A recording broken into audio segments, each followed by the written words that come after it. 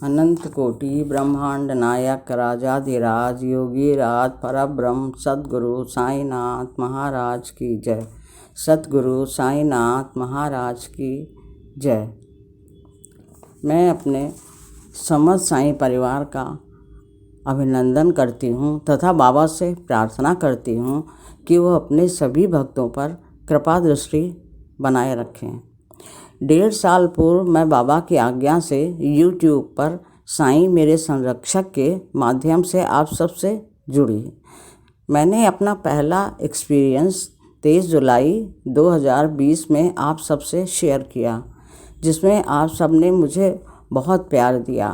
इससे मेरा विश्वास बढ़ा, शक्ति बढ़ी और बाबा की प्रेरणा और उनके सानिध्य में मैंने लगभग 18 वीडियोस शेयर करे। मैं सोच रही थी जब बाबा मैसेज देना बंद कर देंगे तो मैं साईं मेरे संरक्षक पार्ट 2 बनाऊंगी, जिसमें मैं साईं के सच्चे अनुभव साईं के भक्तों के साथ नाम से रोचक एवं रोमांचक अनुभवों को शेयर करूंगी जो मेरे साईं ने मेरी रोज़ की ज़िंदगी में दिए थे। पर मैं ऐसा न कर सकी क्योंकि अंतिम वीडियो तक आते आते मेरी सोच ही बदल गई। मैं आश्चर्यचकित थी, मैं स्तब्ध थी।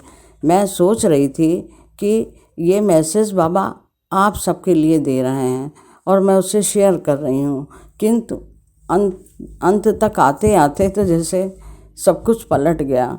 ऐसा लगा कि बाबा ये केवल मुझसे शेयर कर रहे थे, मुझे बीती ज़िंदगी वापस करने के लिए, उस ज़िंदगी को जिन्होंने इन्हें छोटे से ही संवारा था। और इस अंतिम पड़ाव तक आते आते उन्होंने मुझे मेरी ज़िंदगी का उपहार दे दिया। मानो कह रहे हो कि मैं 50 सालों से तुम्हारे साथ था, किंतु तुम उसको अनुभूति तुमको नहीं हो पाई। अब मैं बहुत परेशान, बहुत बेचैन कि सच में मैंने क्यों नहीं बाबा का साथ महसूस किया, क्यों मुझे ऐसा नहीं लगा कि कोई शक्ति है जो मेरा काम कर रही है। बचपन की तो जाने दीजिए, बचपन तो नासमझ होता है, पर जब मैं समझदार हो गई, मेरी अपनी गृहस्थी हो गई, तब बाबा स्वयं मुंबई से चलकर लखनऊ मेरे घर आए, मेरी समस्याओं को अपने ऊपर ले लिया, मेरी इच्छाओं को अपनी इच्छा समझकर उन्होंने उस इच्छा को पूरा किया। और जब जब मैं परेशान हुई, ज़िंदगी के हर मोड़ पर किसी न किसी रूप में मेरे सामने आए, मुझे संकेत दिया, किंतु फिर भी मैं इतनी ना समझ थी कि मैं नहीं समझ पाई। इसके लिए मैं अपने आप को दोषी मान रही थी। मुझे बहुत अफसोस हो रहा था और मैं अपनी ग्लानि से भर गई। अचानक मेरी ज़िंदगी ही बदल गई, विचारों की दिशा बदल गई और मैंने निश्चय किया कि मैं अब कुछ भी नहीं शेयर करूँगी। ज़िंदगी भर मुझे बाबा ने सहारा दिया है, अब ज़िंदगी के इस पड़ाव पर मैं बाबा के चरणों का सहारा लेकर बाकी की ज़िंदगी काट दूँगी। मन बहुत दुखी था। अचानक मेरी दृष्टि बाबा द्वारा दिए गए वीडियोस पर पड़ी, जिनका योग 18 था तथा मूलांक 9 यानी बाबा की सबसे प्रिय संख्या एवं ब्रह्मांड का सबसे शक्तिशाली अंक। 9 शक्तियों के मिलन से नवरात्रि बनी, 9 ग्रह, 9धा भक्ति, 9 निधि, 9 रत्न एवं बाबा द्वारा अपने भक्त से बनवाए गए घोड़ी की लीद के गोलों की संख्या भी 9 थी।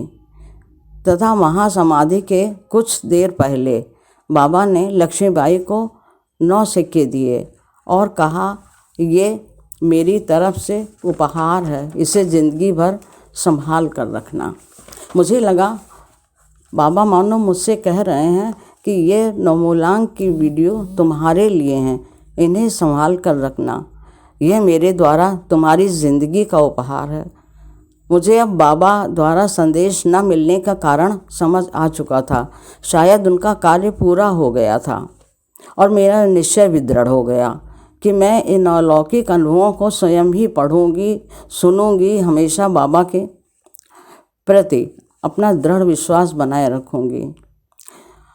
पर अचानक मुझे मेरे साईं परिवार के बच्चों के कमेंट कानों में गूंजने लगे। किसी ने लिखा था, आप हमेशा वीडियो क्यों नहीं डालती, आपकी वीडियो सुनने में अच्छा लगता है। तो किसी ने कहा, आपके वीडियो सुनकर मुझे शांति मिलती है। किसी बेटी को साक्षात बाबा का अनुभव था, उसमें लिखा था, मेरी हर समस्या का समाधान आपके वीडियो से मिलता है। और अभी कुछ दिन पहले अभी एक और मेरे पास कमेंट आया जिसमें लिखा था कि मैं इन अनुभवों को सुनकर बहुत भावुक हो गई, मेरी आंखों से आंसू बह रहे थे, प्लीज़ आप वीडियो हमेशा डाला करिए। अब ये सब सुनकर मेरी बेचैनी बढ़ने लगी। जिन बच्चों ने मेरा हमेशा साथ दिया, मैं उन्हें कैसे निराश करती। इसी तर्क वितर्क में उलझी रही, मेरी शांति एकदम भंग हो गई। एक दिन रात को नींद नहीं आ रही थी और मैं बाबा से शिकायतें कर रही थी। मैं कह रही थी, बाबा मेरे शांत जीवन में क्यों तूफान लाए, मुझे मझधार में छोड़कर किनारे खड़े मुस्कुरा रहे हैं, मैसेज देने भी बंद करे। पर मुझे आपका उत्तर चाहिए। आपने जो कार्य मुझे सौंपा, क्या वो झूठ था? आप किसी भी तरह से मेरे सवाल का जवाब दीजिए। और मैं सो गई। सुबह समय देखने के लिए मैंने मोबाइल ऑन किया तो एक ऐसा चमत्कार देखा जो मेरी आंखों पे विश्वास नहीं कर रहा था। मेरे 2 वीडियोस के बीच में साईं का संदेश मिला। इसके पहले मैंने यूट्यूब पर इसे कभी भी नहीं देखा था।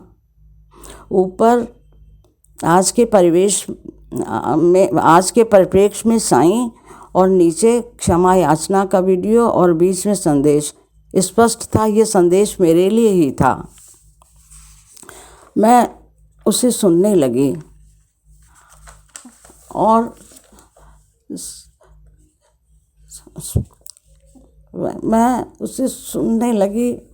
सुन के रोने लगी, रोती जा रही थी। मुझे बस ऐसा लग रहा था मानो बाबा कह रहे हैं कि जो तुमने सवाल किया उसका जवाब मैंने उसी रात उसी समय दे दिया था।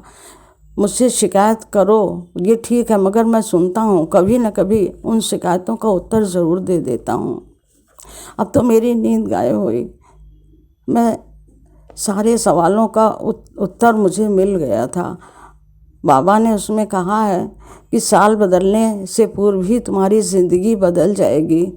तू मेरा सच्चा बच्चा है। दोबारा भी यही बात रिपीट किया, जैसा सच्चा है वैसे ही बने रहना, अहंकार मत करना। और भी शंकाओं का समाधान मिल गया। मैं उनकी कृपा पर दिन भर रोती रही। शाम को मैंने बाबा को कमेंट द्वारा धन्यवाद दिया। एक बात तो निश्चित रूप से सत्य है कि 100 साल पूरे होने के बाद बाबा का वाणी रूप में अवतरण हुआ है। पहले मुझसे संबंध जोड़ा और अपने होने का एहसास कराया, फिर अपने करोड़ों भक्तों की समस्याओं का हल साईं संदेश द्वारा दे रहे हैं और मैं उनके इस रूप को नमन करती हूँ। मैं अंत में अपने समस्त साईं परिवार को धन्यवाद देती हूँ जिन्होंने मुझे प्यार दिया, शक्ति दी, विशेषकर वो साईं भक्त जो मुझसे प्रारंभ से अंत तक मेरी शक्ति बनकर मेरे साथ खड़े रहे। आप सबका अटूट विश्वास ऐसे ही बाबा पर बना रहे। वह सबके साथ हैं। मैं भी आप सबसे जुड़ी ही रहूँगी, पर इस बार अनुभव मेरे होंगे किंतु आशीर्वाद बाबा का बना रहेगा। उन्हीं के भरोसे मैं दोबारा आपके साथ जुड़ रही हूँ। साईं की कृपा सब पर बनी रहे। ओम साईं राम। सद्गुरु साईं नाथाय नमः।